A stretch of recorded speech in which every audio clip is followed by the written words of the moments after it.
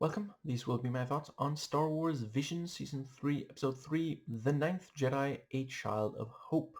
The episode is rated TV PG, so will this video be. There will be spoilers for the episode and potentially everything Star Wars leading up to it. Haven't decided yet. We'll see over the course of the video. And yeah, another episode that I absolutely loved. So I think I'll start with just I quite liked the relationship between Kara and Beto. The way that they're essentially both lost. Kara's far away from the others, and did I call him Beto? Teto. Teto, you know, is the only droid left and has no idea if Teto's master is even still alive, and we do find out that is very much not the case. And the way that they support each other, she's like, I'm not a great Jedi, and he's like, but you will be, though. I can, you have such potential. You just have to believe in yourself. And the way that, honestly, I really loved the entire opening bit with the spaceships. As usual, we have some riffing on Star Wars, as Star Wars Visions tend to riff on various of the movies and such. And so someone tries to escape through hyperspace. There's a tracking device. Yeah, and we have the so I guess the idea is that she used the Force to make, or did she have like a, because I do see that there's a field around her when she's floating through space. Not gonna lie, that is potentially really scary. Considering it's TV PG, I guess they got away with it because she pretty quickly lands on that ship, even though she didn't realize right away what was going on there. But yeah, and that is also just a neat idea. Someone, going flying out the spaceship through the hole, blasting it by their opponent. And yeah, I thought they did a good job with, so she wakes up and Teto is dragging her. And yeah, it's a kind of, off-putting situation. She has no idea what's going on. So she, of course, runs. And nice little action scene of, she triggered the, what's it called? Defense systems of,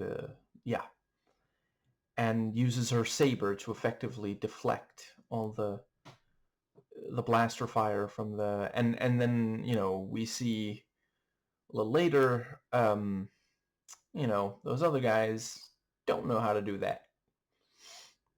And let's see, yeah, this thing of Teto just so badly wants to make sure that their master survives. And there's been a while where they didn't know because the statue prevented access. It's I quite appreciate the way that we have this, because with Teto we have this thing of like trying for a long time to and hoping also that things would work out on like this long-term goal, because she says, well, that war was like hundreds of years ago, For all that time, Teto's master has been in the Bacta tank. Yeah. And I think that pretty much brings us to, yeah, I liked her a couple of flashbacks. She's struggling with the telekinesis thing, and yeah, I mean, when she can't lift an X-wing out of a swamp, because that's impossible. She's about ready to give up, but she's told, no, you have to believe in yourself, which is one of those, it's kind of generic, but it's true. It feels corny to say, but yeah. And yeah, so she helps get the statue off, and looks at the computer, and Teto, instead of despairing, because like this was, Teto wanted their master to survive, and now finds out they're dead. But Teto is more like, but we got like partway there though, like I wanted to know if my master was okay. Now I know they're not. That's technically progress, and it's such an important thing. We all have to learn to value small victories in our lives. You can't always get what you want. You can't always get what you want, but sometimes you get what you need. And I think that pretty much brings us to the yeah, Teto cooks, and the I I don't think I'm even gonna speculate on how exactly the droid can tell that the food is ready. It's sensing heat, maybe. But that's not like you can heat something up without it being edible. No, it's kind of fascinating. Yeah, I do love the design of Teto. The eyes are very expressive, with the pupil size changing, and the way that it can sort of furrow its brow, that whole thing. Yeah. Um, but yeah, and she absolutely loves the food, and Teto's like, Master used to say, like my food. And yeah, Teto's just like all in, gonna help Kara no matter what. And so let's see. Right, and I do also appreciate it. I mean, it was like essentially, you know, I've learned my lesson. I'll never tell you the odds, but they were pretty like near non-existent that Kara would get to Teto's ship. Just like think about how massive space is. And so that is also, that engenders hope. She could have been floating for, let's go with longer, since I did say I was keeping this PG. Right, and yeah, so the bad guys land. Very cool, this idea of bounty hunters who specifically bounty hunt Jedi.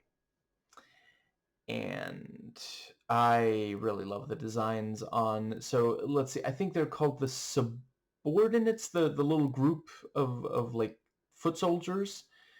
The way that they're like, it's not quite like, I don't know, it reminded me a little bit of like stormtroopers, but it's obviously pretty different. And the two bounty hunters themselves, so freaking cool. The like a sort of gas mask that expels air or something on one of them, and just, yeah. but yeah, she managed to lure the subordinates. I learned that that's what they're called from the subtitles. I don't think they say that word in the episode. Anyway, but yeah, she lures them close enough, and they trigger get shot. But the bounty hunters immediately destroy, and now she doesn't have the element of surprise. It's not impossible that she could have used it at least somewhat against the bounty hunters, but certainly they weren't gonna take them out fully. But yeah, and really cool. Those staffs, very similar to what I want to say they're called, the Magma Guards, seen in Revenge of the Sith. What they carry, and there it's also useful against a lightsaber. And yeah, fantastic battle. I know I say this every time that I review one of these that's made like in the anime style, but yeah, the choreography is just out of this world, out of this galaxy. I love the little, like, there's at least one point where the camera moves in 3 dimensions to really fully capture how awesome it is. That was great. And yeah, like the fact that it really is like a struggle. She doesn't wipe the floor with them. And let's see. I guess that pretty much gets us to, so yeah, and Teto, kept fighting, and even though the lightsaber didn't work, the for Teto, the what's it called, the little flashbang thing did. And that was also such a clever, yeah, like when one of the bounty hunters throws their like hat into the ring, yeah, of course she's gonna slice it, because that's just like, um, it's basically a reflex. She doesn't even have time to stop and think, wait, is this what he wants me to do? Should I not be? Yeah, and yeah, very clever, using their own weapons against them, the flashbang, I mean, and they managed to escape, to the immediate situation. And then Teto's like, Teto has a plan. And I'm not gonna lie, I mean, we only knew Teto for minutes of screen time. I don't know, 15 minutes maybe, or something like that.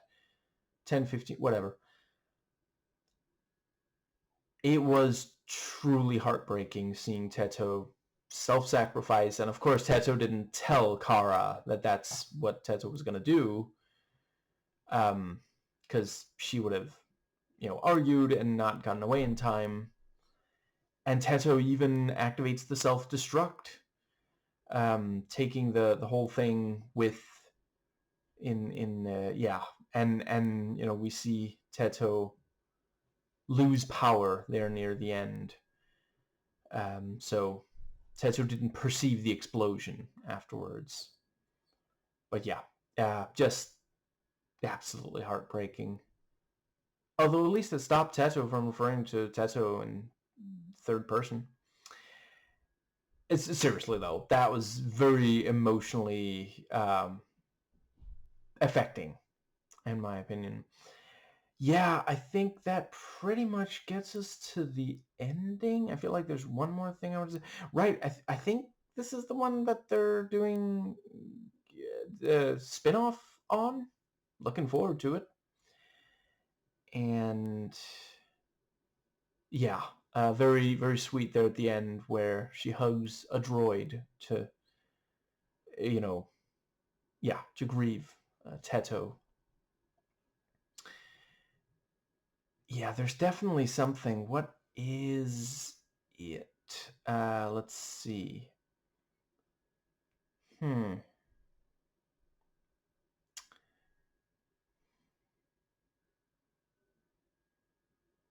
I think. Right. We again have this thing of, the bad guys want to exterminate the Jedi, and hmm,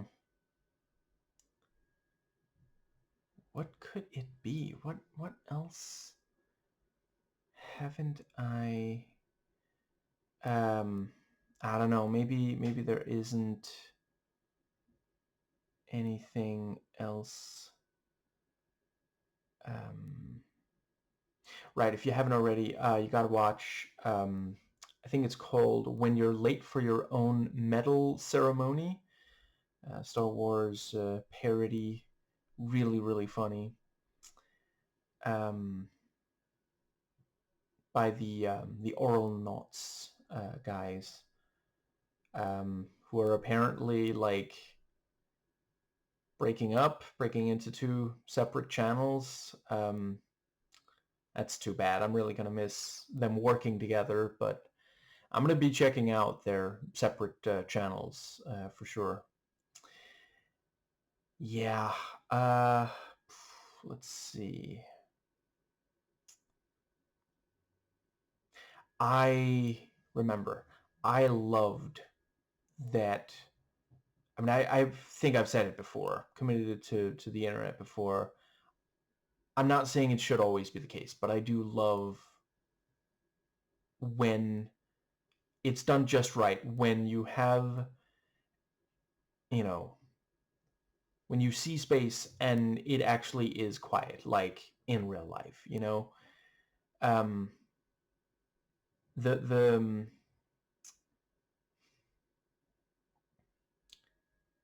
there is a